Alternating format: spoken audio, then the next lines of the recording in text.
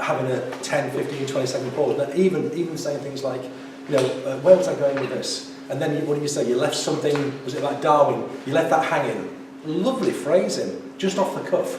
You didn't put that in your written speech. That was just off the fly. And my only recommendation would be to do more stuff kind of in the moment, on the fly. You know your topic, you know exactly what you're talking about. So I would stop trying to remember the written speech, and I think it was Tony or Jeremy said, just take 3, 4, 5 key points, and kind of maybe simplify, maybe not. I agree with both parties on this. You knew your subject so well, just take 3, 4, 5 points and speak to that. It's fresh, it's real, it's live, and it frees you up from having to try and have this little narrative in your head, trying to remember, where was I? You're visualising it, and it's not serving you. It's your best speech I've seen you do by far. I thought it was brilliant, but you can be even better by ditching the notes completely. Write them, take 3 or 4 points, and then just leave them out. Brilliant, honestly, really loved it. Yeah. I was going to say exactly what Tony was saying. Yeah. I thought, very proud of you. You didn't go for the notes. You actually stood your ground, and you started asking yourself questions. Where was I going with this? Yeah. And I think that's the answer for you. As someone says, 3 or 4 bullet points. Yeah. And then it doesn't matter you give the perfect speech, because as I said to you before, no one knows. All that matters is that you're fluent and you're comfortable. And the other thing I was going to say to you was that you possibly are trying to do too much at one time. I'm a great believer in something called deliberate practice. And it's what the top athletes and what the top footballers, top performers of any profession do. They break down the problem into very, very small chunks and practice doing that element of it. So for you, I suspect the first part of deliberate practice is just to get comfortable out there. Yeah? And I applaud you for not rushing on with the different projects and putting yourself under more pressure. Just come along and just give talks, yeah? But don't try and sort of do, weighty stuff, as Tony was saying. Do something about the film you just watched. Yeah, something light you can just recall, and as Tony was saying, you can just talk off the cuff. So if you need to sort of make a sort of scan, make about 4 or 5 points or 4 or 5 questions. Yeah, and just come up and talk. And just get yourself used to actually people looking at you and being comfortable. Does that help? Yeah. I'll give it a go. Yeah. Good. By the way, you look good. Great eye contact as well. Yeah. Fabulous looking. Well, I might as well just stay here. My speech is the next one. Would you like to introduce me?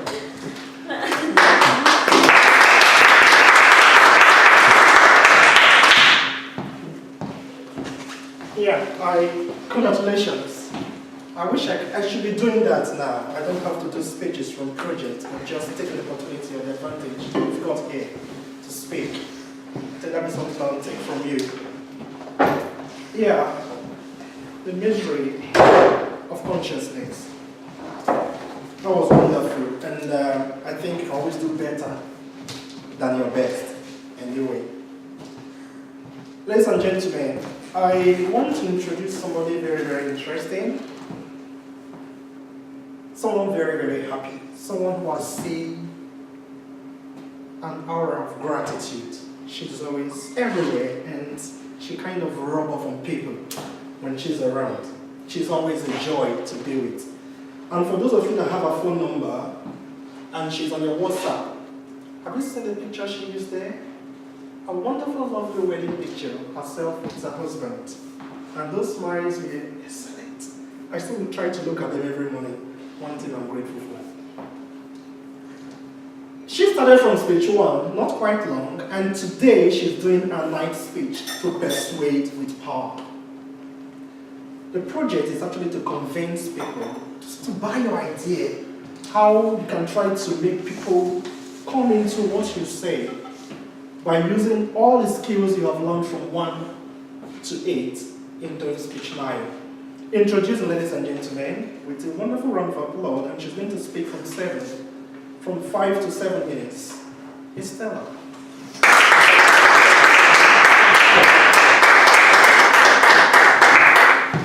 Well, good My speech is called Being Comfortable. But to be honest, if it was an article in the newspaper, it would have a title and a subtitle, and the title would be Being Comfortable Could Kill You. And then, being comfortable. Have you ever noticed how when you feel uncomfortable, when you have a lot of pain, when nothing around you works, you have all this motivation and all this drive to make things happen? But then, when everything seems to be alright, I mean, just fine, not like good, amazing, no, just fine. You start getting lazy, you have problems to get out of bed, and everything seems to be more difficult, no? I'm the only one? Yeah, happened? And I wanted to tell you, well, the story of my life in 5 minutes. So I'm from Caracas, now known as the most dangerous city in the world. And as I told you before, I've been bullied, and I just wanted to show everyone how successful and amazing I could be. So I had an amazing drive before. My parents went through financial troubles at some point. You couldn't go out at night because it was so because the criminality is so high that you could get killed for fun. Before I came here, and it's still happening, even when we live in a good place in Caracas, we wouldn't have water. We will have water only for half an hour in the morning and half an hour in the evening. You cannot find food, even if you have the money. You cannot buy a car, even if you have the money. It's difficult to live in there. But the fact that it is so difficult is what gives you the drive, because you know that you cannot spend a month being lethargic at home, just watching television, because your house might as well be on fire. And that's a figuratively expression, but someone can come in and rob you anyway. And what I've noticed is that I had this amazing drive. I wouldn't sleep like 5 hours a day. I was really into my health because I needed all this energy. And I was really, really working hard to have a different life, to live, to bring something good for my family so that they didn't need to worry. And I was crazy to escape my country.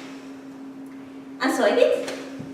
I came to England, managed to come to England. My parents, well, thanks God, their financial troubles got sorted, and they could help me out to get here. I studied English, and I found the love of my life. I got married, and I managed to eventually come back here. And you will say, oh yeah, she did it, she got the dream. Well, something very interesting that happened after that is that I started wanting to sleep all the time. I started to become lazy. Then I had my multiple accidents, so I wouldn't even feel like it was purpose on anything. I felt empty. And I felt guilty. I felt so guilty because I was thinking, you know what? Everyone that I know is having such a hard time in Venezuela, and I'm here. I live in a beautiful apartment next to the beach. I can pretty much get whatever I want within reason. I have an amazing partner, and I just feel so, no. And then it hit me. I was a frog being slowly cooked. And the reason why I said that is because, do you know how to cook a frog? Yeah? Okay, this is how it works. You have this saucepan, right? If you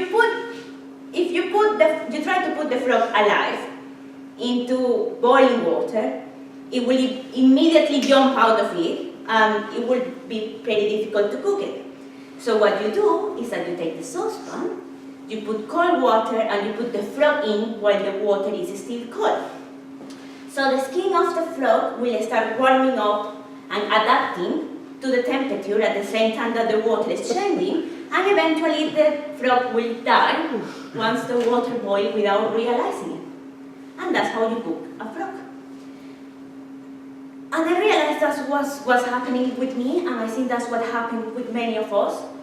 We die a little bit more every day, that we stay in a place where we are not happy, in a situation where we don't feel fulfilled, just because it's not bad enough, just because it's okay.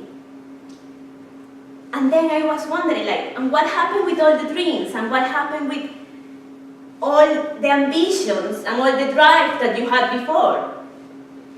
What happened when you were a child and you wanted to be an astronaut or a president? And then you're like, no, it's okay, we need to be realistic. And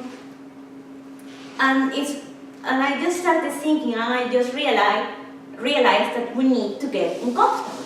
Whatever we do, we need to get uncomfortable. So the 3 ways that we can use to get uncomfortable is, number 1, you can increase the pain associated with the situation that you don't want. Make it as horrible as possible. And yes, no, it won't be nice. And yes, no, you won't have a good day. But that's the point, to make you feel uncomfortable enough to want to move forward. Then you will increase the amount of pleasure that you associate with the reward of changing. So you will idealize this new life that you want to create, so you have the drive to go for it. Now, I'm not so evil to make you want to hate your life in pursuit of something that you don't have. And in that sense, I would like you to be grateful. And it might sound a little bit like they don't go together, but it is important to understand that we are ridiculously lucky.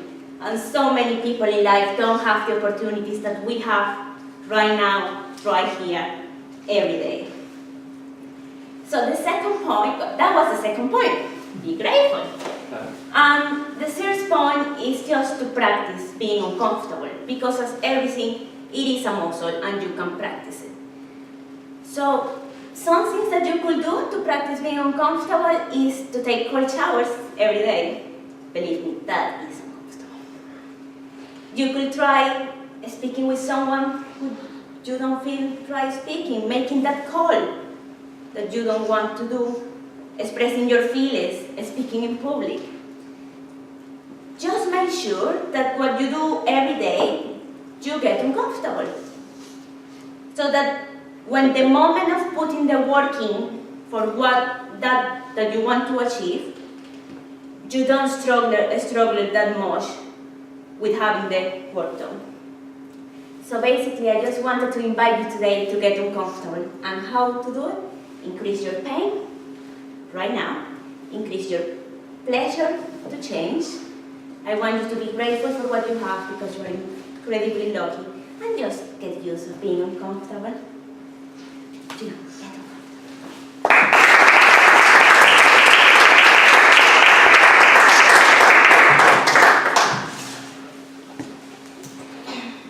Can I borrow that? Of course, yeah. Thank you. Speech number 9, isn't it? Yeah. My actual finish, because being comfortable can kill you. Don't be a frog.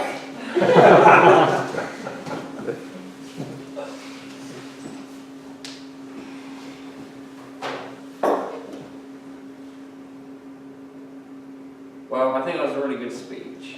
I like how you started off with your own personal life story, and you incorporated some of Jeremy's advice, which he gave us a few weeks ago, about leaving the audience with something they can take away from it and how they can use something practically that will benefit their own life. So I really like the structure. I'm just trying to read what your objectives were, because I didn't know what speech you were going to be doing. So one of them was to persuade the listeners to adopt your viewpoint or ideas to take some action.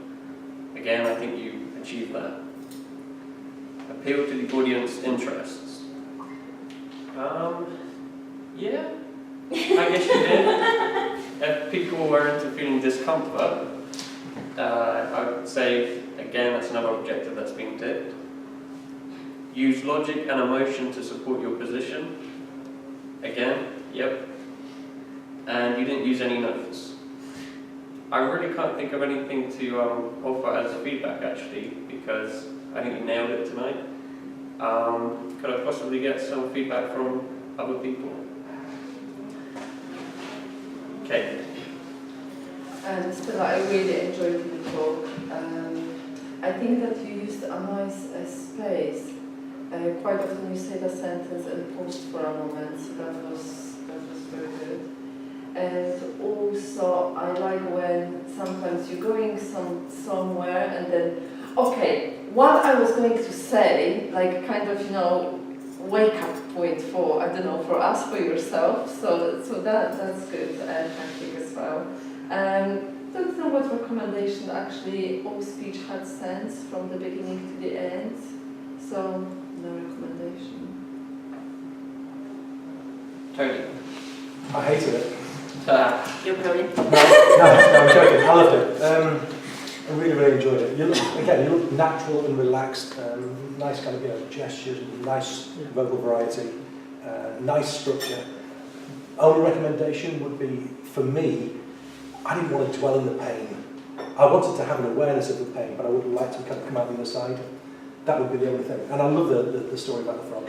And the finish that you did here when you were sitting down. That for me is the finish. That was the, what do you say? Don't with the frog, don't something. So I loved it. So yeah, great, well done you. Yeah, I want to say, well done. Among all your speeches I've actually listened to, I think this is the one I will not forget. No, I won't, because I always try to encourage simplicity, making it as much as simple as possible. And when you talk about yourself, you fly. That is what I see you do today. The speech was about, you started with you and how you got to a point that you forgot where you were coming from, and that woke you up. And no wonder I've seen you so driven that you are so much after that you're pursuing. And I know definitely you're going to get it, because you have a very strong reason, a strong why. So generally, to persuade with power, I was really persuaded. Will I listen to this speech again? For sure. If I was to pay to come in and listen to this all over again, I will. Well done. Anybody else? I absolutely love it. I think, I don't know which way should I speak. I think from all your speeches, this is the most honest. Like, some of them have been about truths or vocal variety. I never can say that word. Vocal variety. Or body language, so you speak about that topic. But today I felt it was all about you. It was completely honest. And I think it's the most powerful one, because I just felt your emotions during the journey, so it was very well done. It was great. Anybody else? No, I think so. Thank you, everyone. Good job.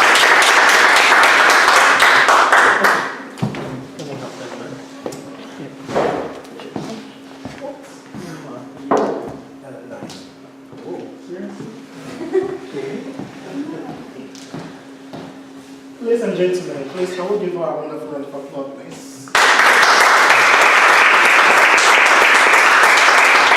Okay, introducing the most experienced speaker in our midst, because he speaks for a living, as well as coaches people. He's a life coach, as well as a public speaker. This is someone that first came to the club I saw, spoke with, and told me this is what he does. I said, okay, then I was the president, I think. And he actually booked loads of speeches that he was going to do, but life gets into our time of those pastors, and when he came back, I think he has done more speeches than he's ever done in this few time. That is drive, something I took from him. And when he speaks, I for sure listen. Ladies and gentlemen, it's as if they are pursuing each other, one after the other. Stella and Tony, Stella. First to finish and get to CC. This evening is going to be doing this project 9 and finishing by next meeting, I think. This is wonderful. I will not go to the other side of it now, we'll do that later. Introducing Mr. Tony Broadbent with a very powerful speech, I don't know the title yet. Project 9 Sisimono. Please come on, give me a round.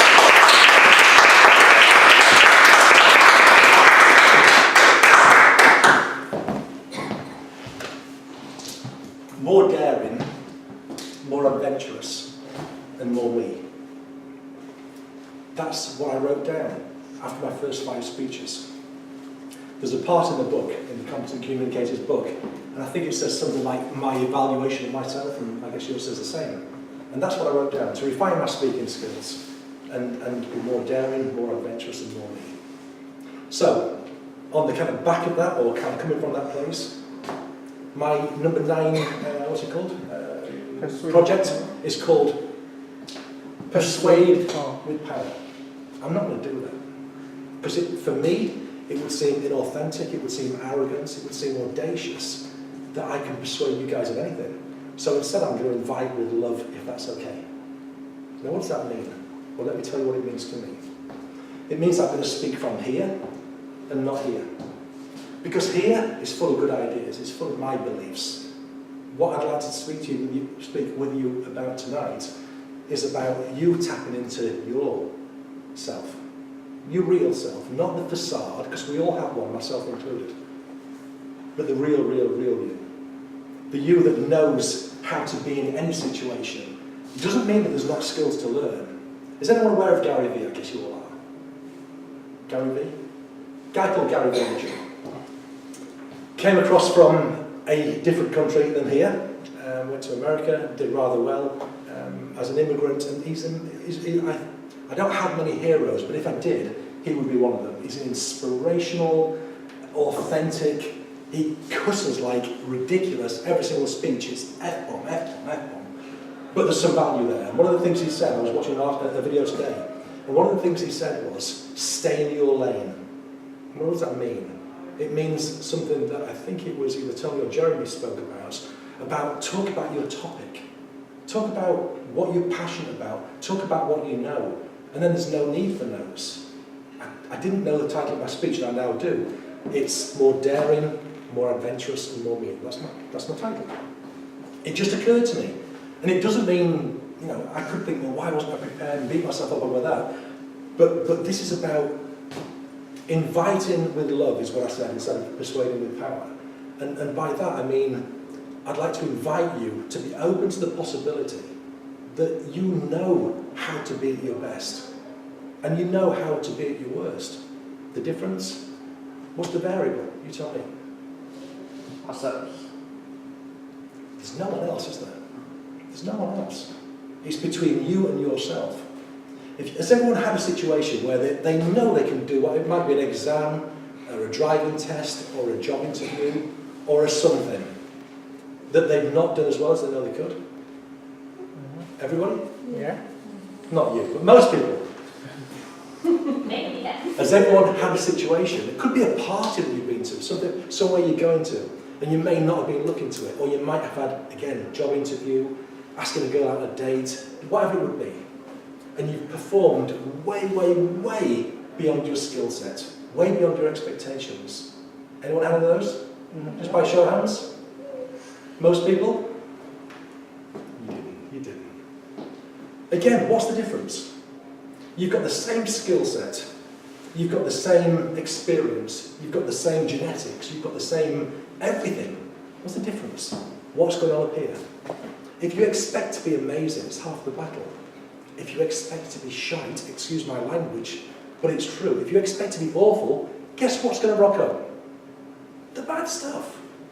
Why would you have those thoughts in your head? I'm not suggesting for 1 second to think, okay, let's control our thinking. Let's get rid of the bad stuff. Let's just focus on the positive stuff. I'm not suggesting that for 1 second.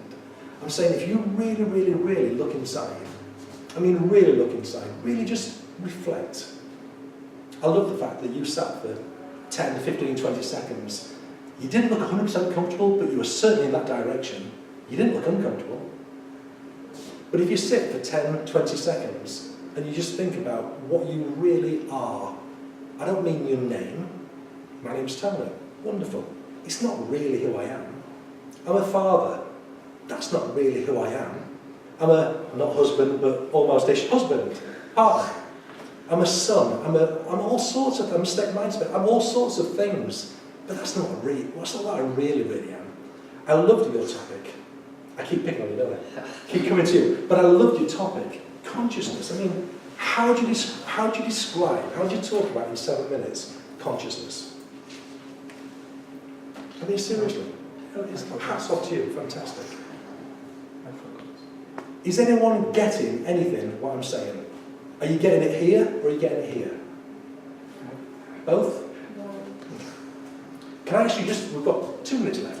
Could I ask everyone, this is impossible, so it's a ridiculous question. Could I ask everyone just to switch off or just to take out the kind of intellectual, analysing, trying to kind of make sense of what I'm saying? Everyone up for that? Just for 2 minutes. Just go inside.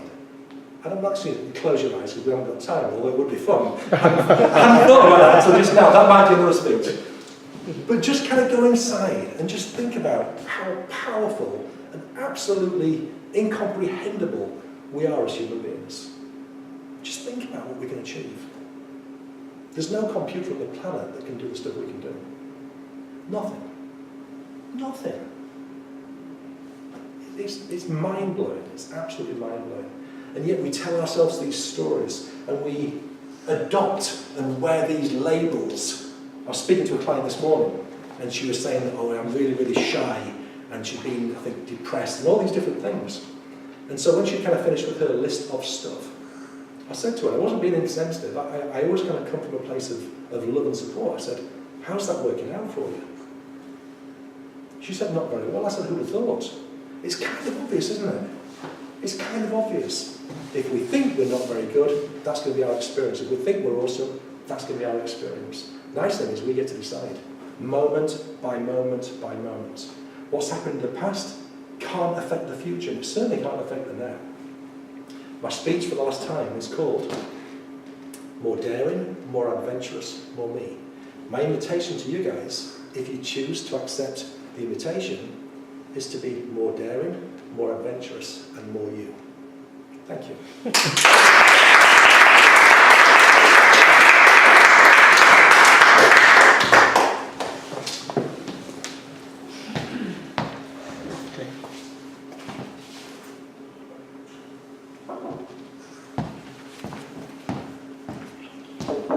Wow, please can we put our hands together?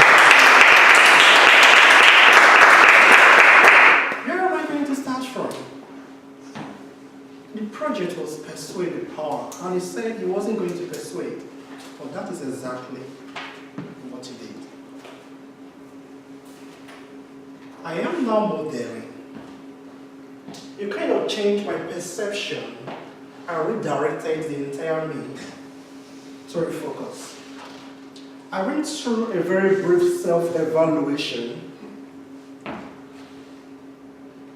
take things out, bring some in, and to project and reset my course. There is something I love about you, is your stage presence. You talk to people as if they're your kids. This is a daddy. You listen. That was it. And it doesn't matter where you are or where your mind is being channeled to. When you are here, people listen. You just focus on people.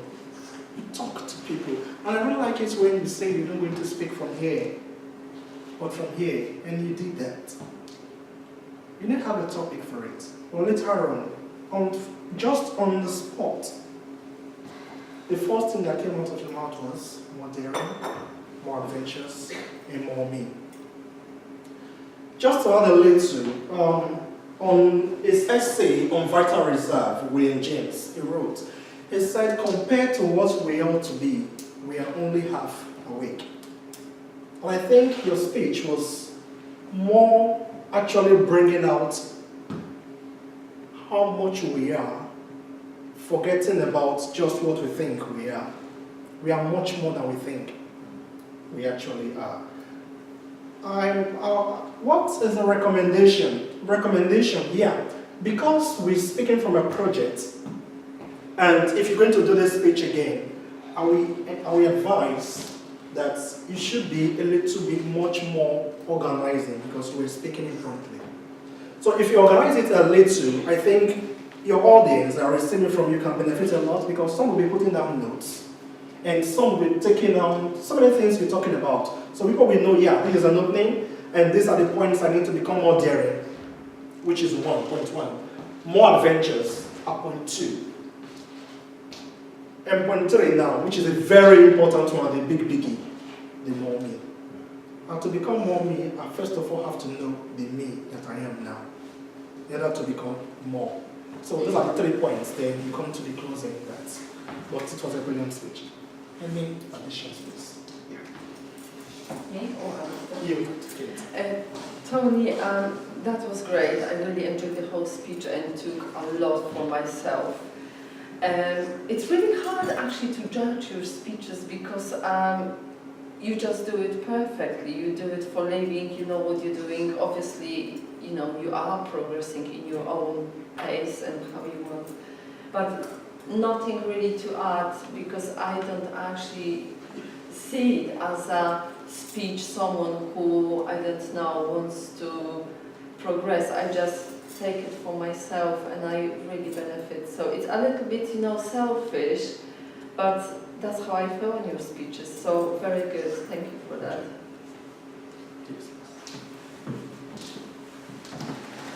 Well, you know all the wonderful things that I always tell you. So I'm gonna be brutal with love. Can I be brutal with love? You're always hypnotizing. That's like, it doesn't matter what you say, I'm happy to listen to you. Even if it's just rubbish, blah, blah, blah, blah. So having stated that, I do sometimes feel disappointed. And even though today was one of your best speeches, I think so, I feel I need to say it. And it's referring to your content. Because sometimes, it's like, just because you have this hypnotizing power, you give it by granted. So sometimes I feel I didn't take anything with me, if that makes sense. Like it was a great entertainment, but that's it. And so my favorite speeches of you are the write 10 ideas per day and this one, because they actually gave me tools. But something that I would love to see more from you will be things like giving us tools to use or having a little bit more of content, because sometimes you come with all these amazing ideas and I feel like you tease me with them, but you like don't completely go into that, so I end up feeling like I want more, if that makes sense. So yeah, maybe working and enriching a little bit more the content, because you already got all the rest of the package. So you only need to do that, and then you will blow minds. So that's... Appreciate it. Thank you. Just one more, please. Yeah, go on. Thank you so much for that one. I really enjoy when you said like, just forget your mind and go to your heart. I think, yes, I agree in some extent that if you prepare the topic, I will be just like, wow, right? Like, yeah, exactly, that's the thing.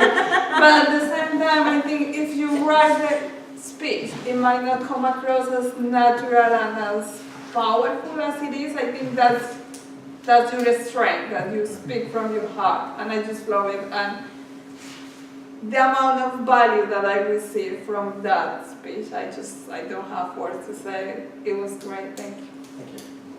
Ladies and gentlemen, just as she was saying, I was thinking about how to introduce her. But she's very interesting. Saying hi alone, you just want to go into her. I mean, draw close to her.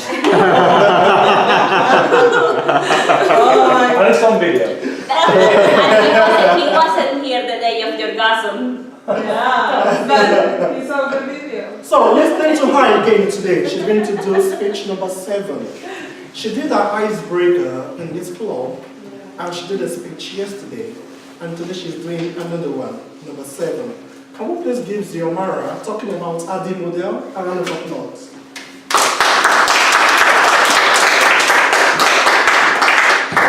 I'm going to give each one of you this handout so we can follow that through the speech.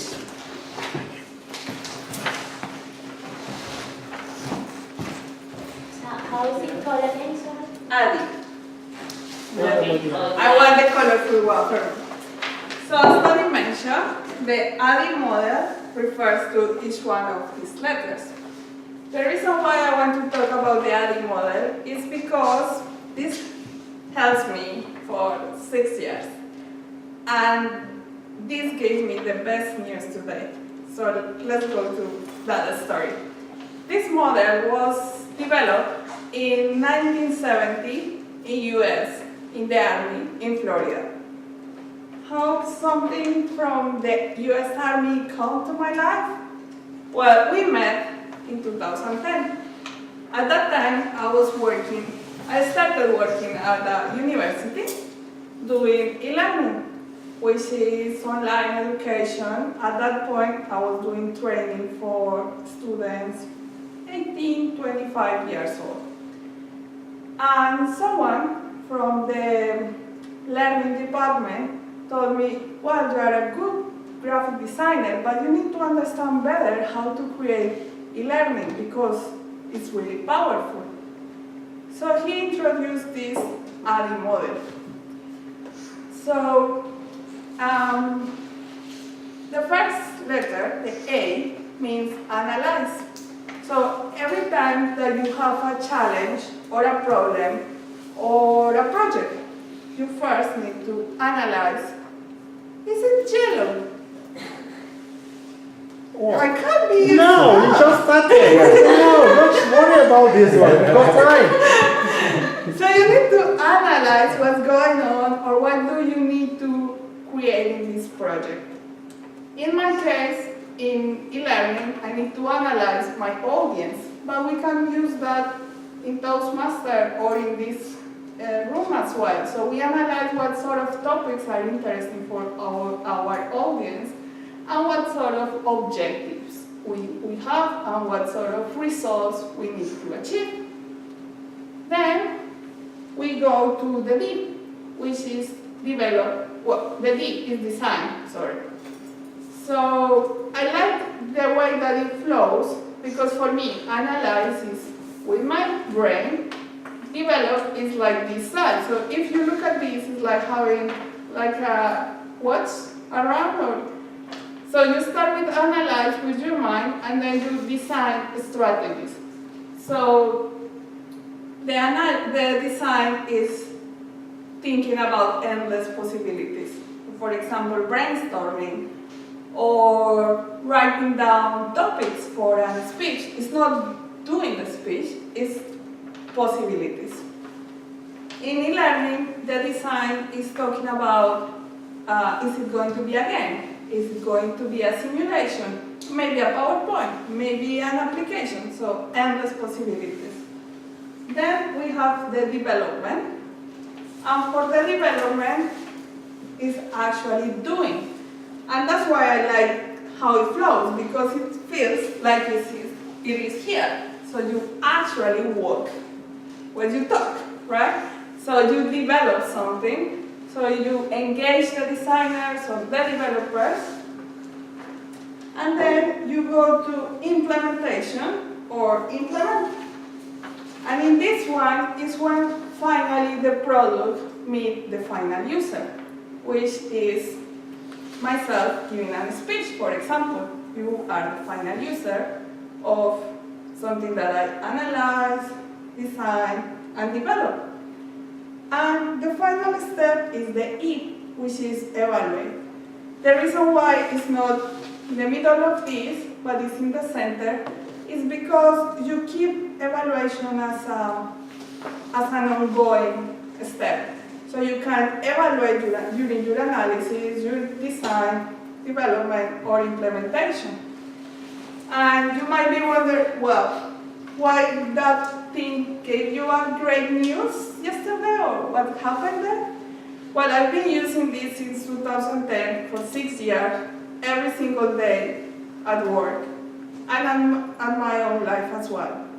I was applying to a job during the last couple of weeks, and I just received a call yesterday before the interview, which was a little bit not so good, a little bit tricky. She said, well, by the way, we want you to do a 20-minute presentation during your interview, and we are going to send you the brief right now.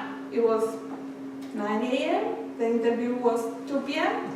I was like, wait, I'm just getting ready, I need to take the train, what's going on?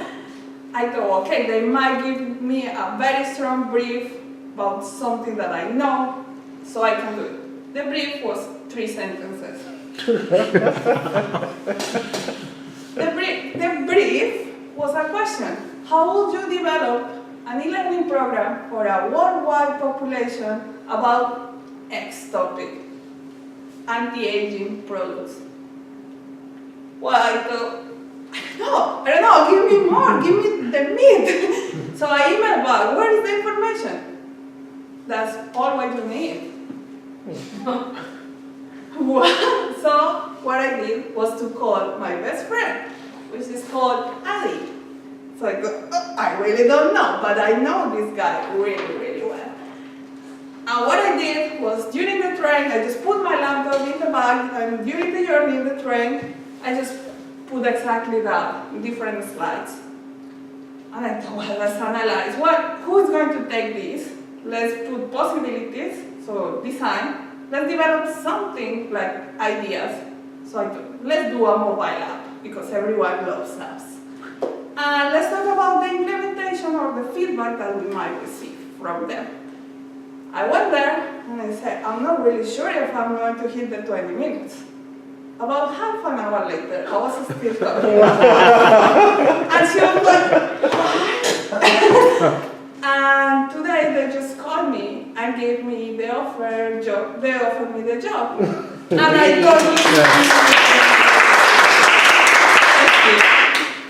thought, you know what, that was just Ali, because I went there feeling absolutely powerful, as you say, when you know you just did your best. I felt like that, but not because of that poor brief, or because I actually knew about anti-aging products. I knew nothing about that. But if you can just use a framework or something that is very familiar for you, you come across as powerful or confident. So every time that you have a problem, I would invite you to go through these steps, because it's really useful and it has helped me a lot. Thank you.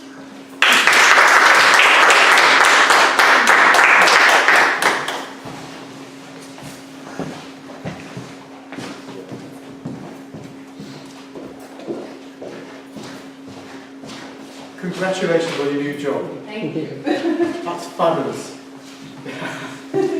And you actually sort of give a positive demonstration of what you're talking about as well. I mean, you sort of told us the theory, and then you gave us a practical application of it. And you said you've been using it since 2010? Yeah, absolutely brilliant. As to the actual presentation, I noticed you're a very good communicator. You use your body a lot. I mean, one of the things I liked was sort of like that, in quotes. Everybody knew about it. And I love the way you sort of engaged everybody. You sort of looked around and you sort of made sure everybody was looking. And then when you demonstrate, this is actually Persuade with Power. Is it? No, it's She did number 7. 7th, sorry. With the presentations. Yeah, you actually sort of started demonstrating it properly and sort of made sure people could see it. Yeah, and then took them step by step through it. I thought using the prop was perfect. You didn't sort of make it too complicated. You didn't sort of, do anything else. So it's simple, effective, and well done.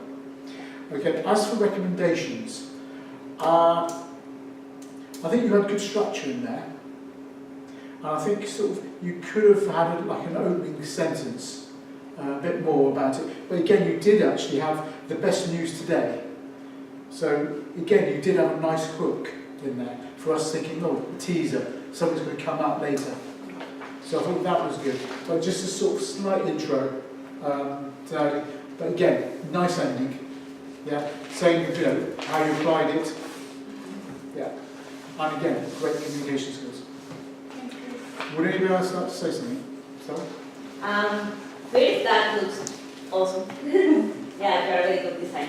Now, I love the use of the props, and I think this is being one of your best speeches in the way that it's being much more organized and structured. I don't know if you notice, I like structure. So I really enjoyed that. I enjoyed that it actually gave us something to take away with us. I actually got like my notes of everything, so I have a process now for myself. I think the only suggestion will be to let us know at the beginning what is it about, because I spent the whole art process trying to understand where were we going with this or how could I apply it, especially when you start talking about implementations and an app, and I was like, okay. So maybe if you had, you had a subtitle or something like the ADI model and how it found me a new job today or something like that, I would have felt a little bit more comfortable in the way that I wouldn't be lost trying to understand what's going on.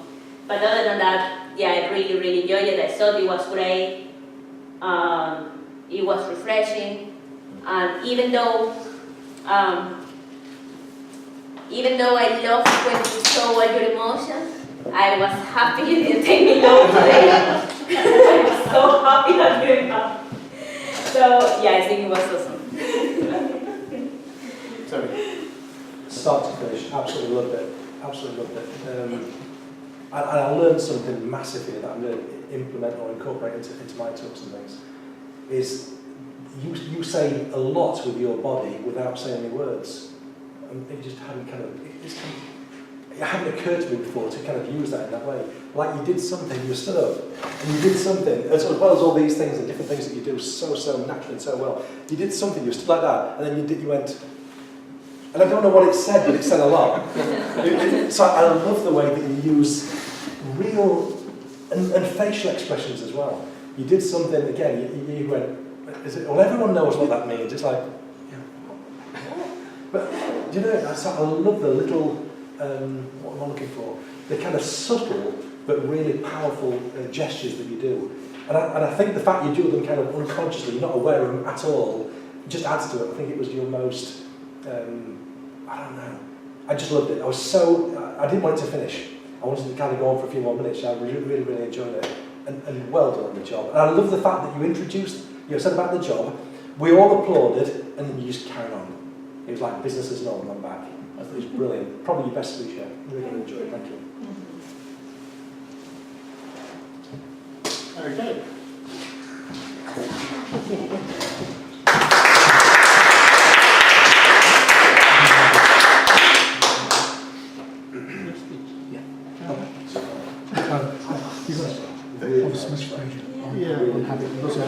The smudge. Like very easy to The smudge remember. equation. The smudge equation On habit formation. on habit formation. Yeah. Really, really enjoyed that. I don't think I will say. Number 7. Yeah. Okay, so gentlemen, sorry, it's 9 o'clock, but we've got just one speech more. And because, I mean, he's the president, the boss. You can go to over me. speak. You can over me. Please, without much ado, we already know him. He's going to talk about Project 7 today, the smudgification on habit formation. The smudge equation on habit formation, I think so. Please, can we please give him a round of applause? As he comes on.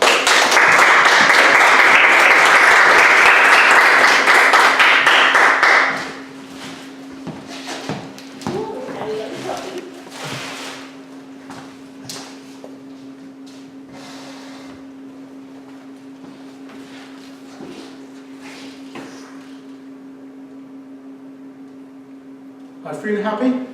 Yeah. Good. Feeling relaxed? Yeah. Excellent. How many of you had to train a new dog, a new puppy? How many had to look after a 2-year-old? Yeah.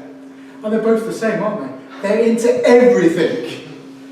They're scampering in there, they're putting things in their mouth, they're licking things they shouldn't do, and they're biting things that they shouldn't touch. They're terrible, aren't they? Well, we got a new puppy called Smudge about 8 years ago. He's a cockapoo. And when he was that high and that small, he was very, very tame and very, very shy.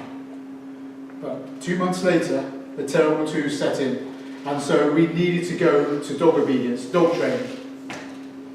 And that's where I learned some very important lessons about habit formation from Smudge. The first lesson, or lesson 1, is rewards have to be high value. Now with Smudge, that was fairly easy to decide. He loves food. I mean, literally loves food. If we used to put a plate down here, he would be like this, his lips will be drooling, like that. And when we say go, it's like Wile E. Coyote, the cartoon character, in mid-air. You just can't get there quick enough. So he thought, great. Yeah, we will take him along to dog obedience class and we use food, his dry food. Great. First half hour took us to actually get him to just to look at us and to actually sit. And we managed to persevere with 2 of us, him sitting, and then have it, and and then we sort of managed to bring in the commands. Sit, and then we reward him. Okay? As I said, it's got to be high value, and he appreciated the value of that. And that's something which Charles Duhigg, in his book Habit, talks about. Trigger, habit, reward. Yeah? So Smudge was sit, habit, reward. Perfect. And we can do that ourselves. It applies to dogs, it applies to children, and it applies to us. Should we try? So, let me ask you a question. Who out here would like to come up and just give me a smudge? Yes. Just one. Okay. Further, if I introduce the reward. Oh, what's this? What's this? What is it? Jockey. What does it smell like? Heaven.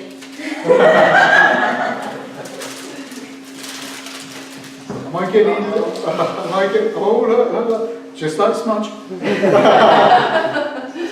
Oh, personal lips, just like Smudge.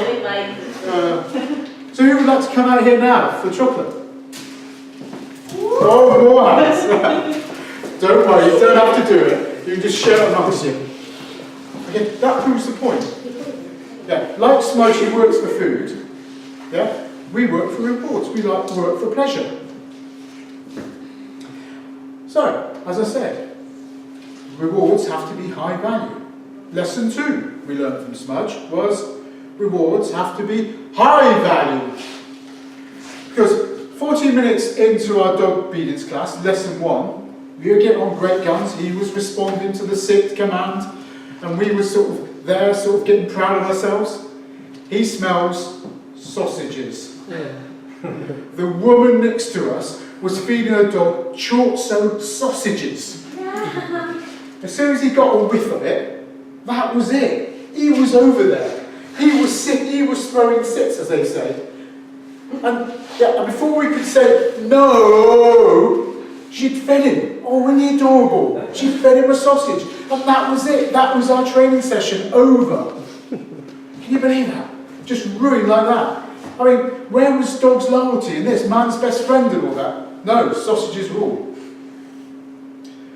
Okay, so Professor Carol Milton has taken the idea 1 step further. When I say high value, she's actually turned the coin temptation bundling. And temptation bundling, in her papers, holding the Hunger Games hostage, she uses it for people going into the gym. She gives them an iPod with an audio book on, and they can only use the audio book actually at the gym. I can actually verify from my own personal experience in the last 15 months, it works. I listen to Harry Hole novels in the gym.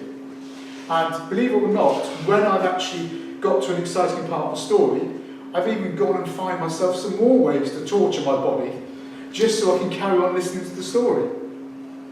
And I even actually, towards the end of the book, I've been known to go and do extra sessions.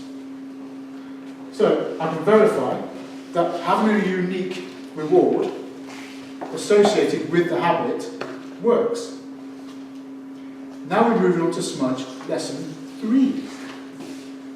Smudge loves his belly. Right. So if you get in there, you just turn him over on his stomach and then put your foot on his belly and get him going there. And all of a sudden you know when you get in the sweet spot because the back leg starts going like this again. Yeah. And then when you really get the sweet spot, the both legs go. But it's too much for him. He then turns a bit. So his back leg just goes like that. And then he turns back in again because he likes it so much.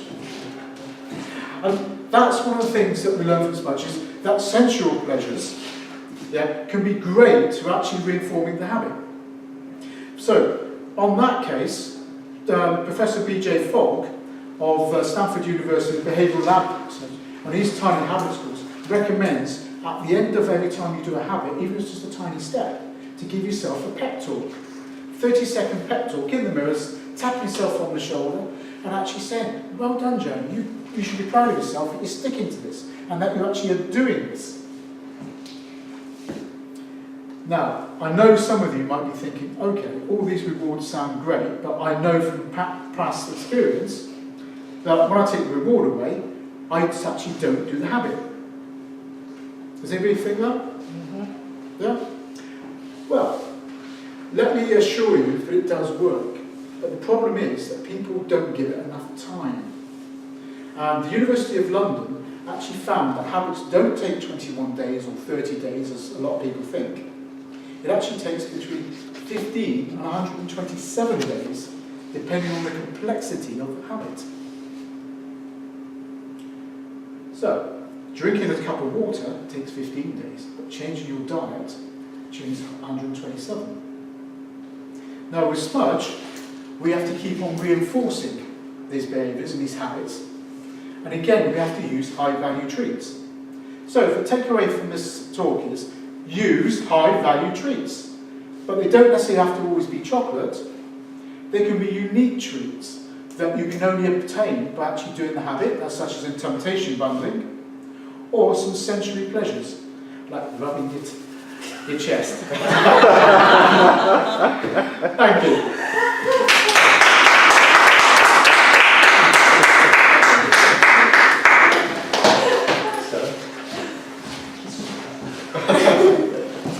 He told me to do that. Yeah.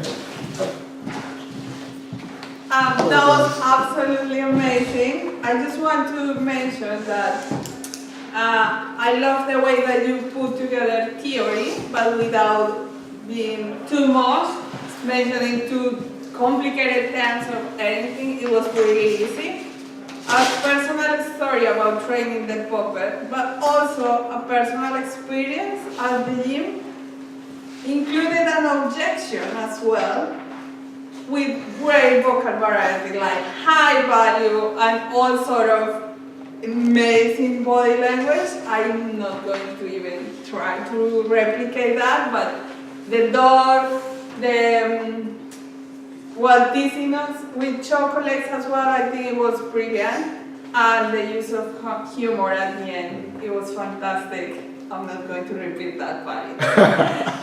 Anyone in the room wants to comment? Yes, I mean, you have a lot of ability, speaker skills, so I'm going to jump that because we know you're amazing on that. But I love your content because it's so simple to follow and it's very easy to associate it to our life. So actually I was taking notes. I took all, don't know how long it was, but I took all these notes. Because I love the fact that it's something that is very close to us. In my case, I just have a 5 months puppy. So everything that you were saying, it's like pretty much I live it every day. And you even gave me like an idea to go to the gym and you know how to reinforce my own habits. So for me, it's just so easy to listen. It's not only like incredibly valuable, and I'm an information junkie. So for me, it's incredibly valuable.